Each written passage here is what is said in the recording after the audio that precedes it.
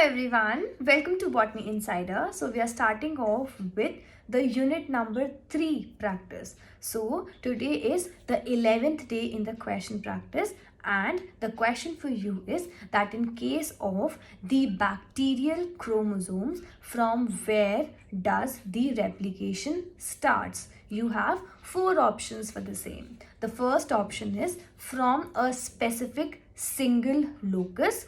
Second option is from specific several locus. Third option is randomly from any single locus. And fourth option is randomly from several locus. So you have 4 options and the question in front of you. Try to find the answer for the same. Mark the answers in the comment sections, and also do not forget to practice the other 10 questions that have been already uploaded. So try to practice these questions. These questions are very important, and from this question you can make out that the replication topic in both the prokaryotes and the eukaryotes hold a very good importance in the examination. So do not skip it off and try to prepare this question as much as you can. So this was about for this particular question. Thank you for watching. Do not forget to write down the answers below and prepare this topic.